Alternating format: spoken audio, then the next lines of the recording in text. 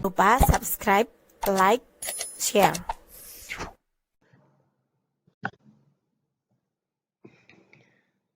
Assalamualaikum warahmatullahi wabarakatuh. Berjumpa lagi di kelas 3, tema 2, menyayangi hewan dan tumbuhan. Subtema 1, manfaat tumbuhan bagi kehidupan manusia. Pembelajaran 5, bersama Ibu Sri Eka Handayani, Guru SD Negeri 10 Sapiran, Kota Bukit Tinggi, Provinsi Sumatera Barat. Anak-anak Ibu, sebelum kita mulai pembelajaran, marilah kita berdoa menurut agama dan kepercayaan masing-masing. Berdoa mulai.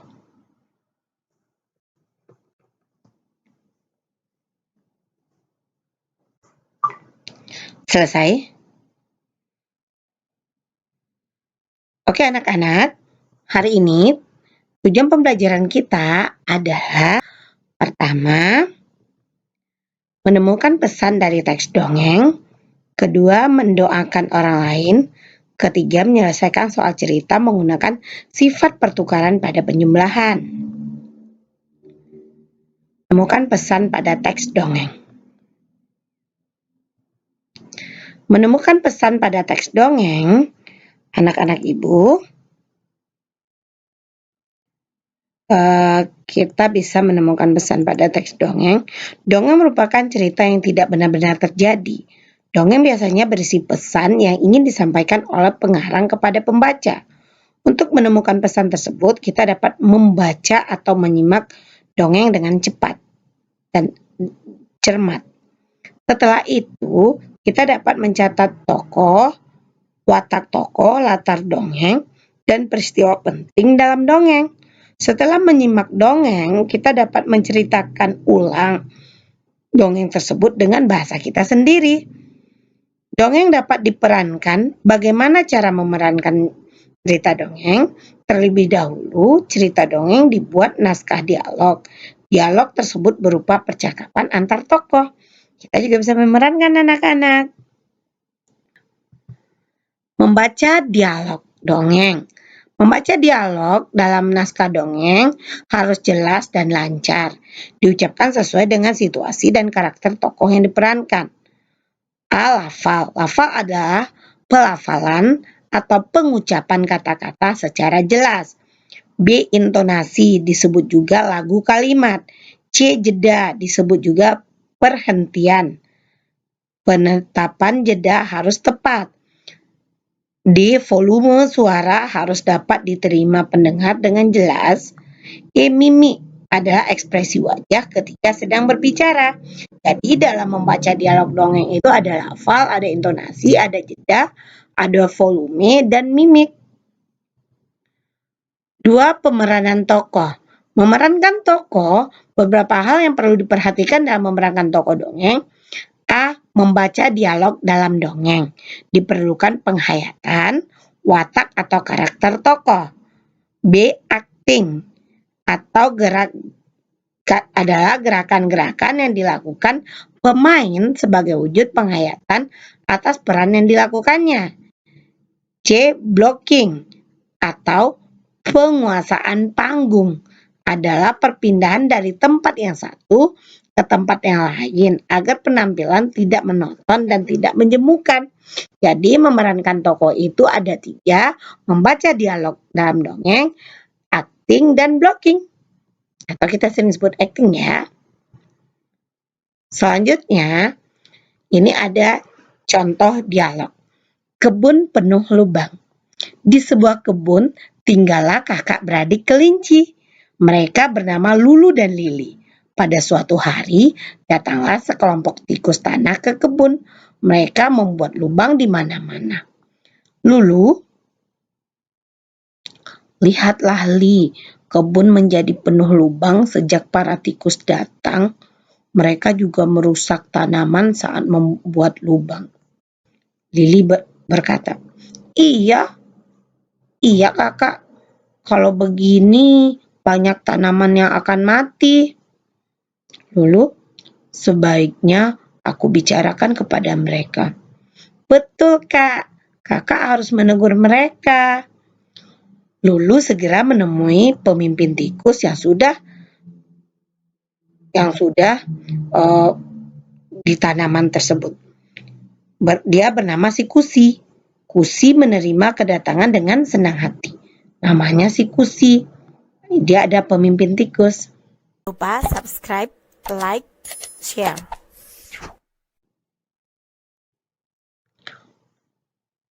Maaf Kusi, sejak kelompokmu membuat lubang, kebun ini menjadi rusak. Sebagai penghuni kebun, kita harus menjaga kebun. Apa kata Kusi? Maaf Lulu, kami tidak bermaksud merusak kebun. Kami hanya ingin berlindung dari hujan.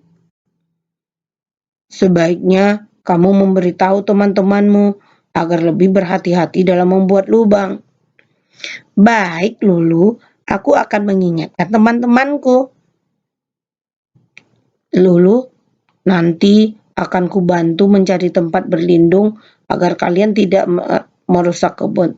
Terima kasih Lulu. Ini adalah cerita antara Lulu, adiknya Lulu tadi, si Lili, dan Kusi. Lulu dan Lili adalah saudara, sedangkan Kusi adalah tikus. Anak-anak ibu paham? Sekarang, sebelum itu, ibu mau bertanya. Kan kita tadi tujuan pembelajarannya adalah pesan dari cerita. Menemukan pesan dari teks cerita.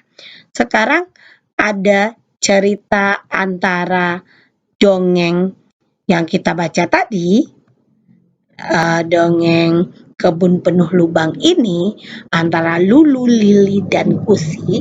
Apa pesan dari cerita ini?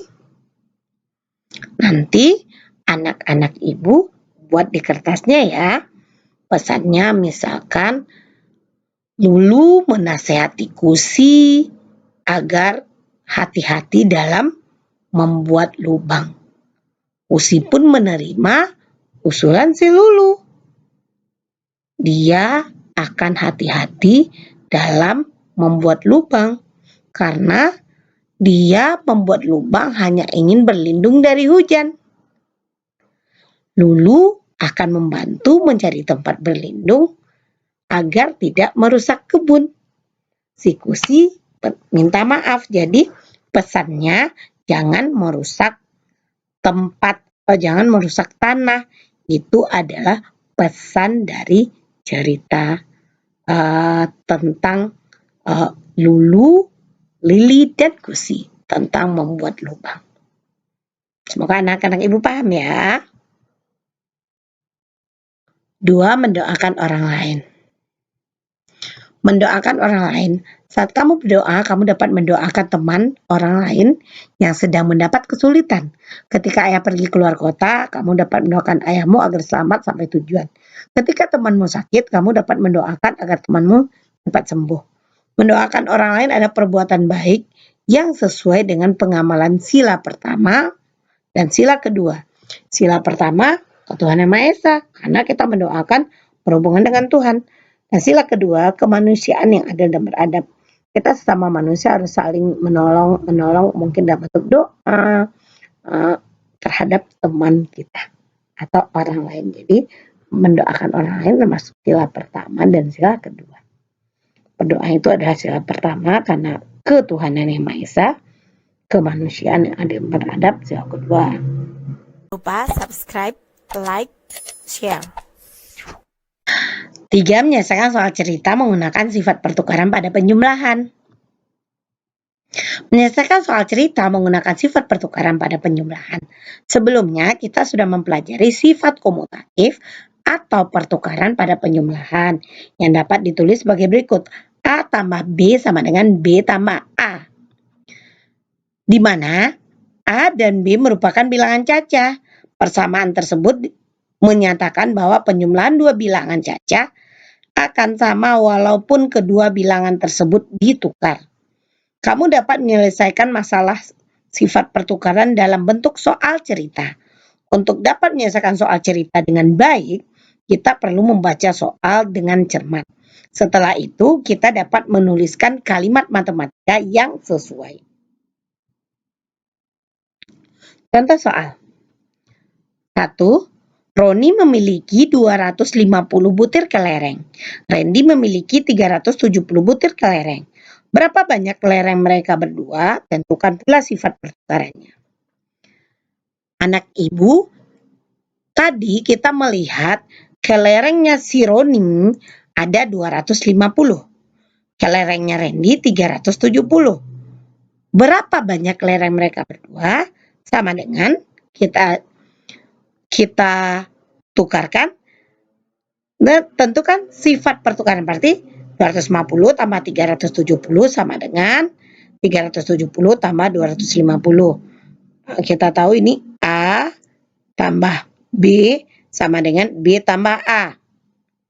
Anak-anak ibu bisa melihat berapa jumlahnya, 578 sama dengan 578. Berarti jumlah A dan B sama, walaupun tempatnya kita tukarkan. Ini adalah jawabannya, ini A, ini B. Begitu ini B, ini A. Selanjutnya kita lihat soal nomor 2. Ibu membuat 340 potong kue. Bibi membuat 170 potong kue. Berapa banyak kue yang mereka buat? Bukan pula sifat pertukarannya. Kita tahu ibu, bagaimana cara menjawabnya? Ibu membuat 340 kue. Ini ibu. Bibi 170. Tentukan sifat pertukarannya. A tambah B. Berarti 340 tambah 170 sama dengan 170 tambah 340. Hasilnya 510 sama-sama 510. Anak-anak ibu, mungkin sekian pembelajaran kita hari ini. Sampai jumpa pembelajaran besok. Jangan lupa kerjakan soal-soal di dalam link yang tersedia. Terima kasih. Assalamualaikum warahmatullahi wabarakatuh. Tetap semangat dalam belajar. Tonton videonya sampai paham. Oke, dadah.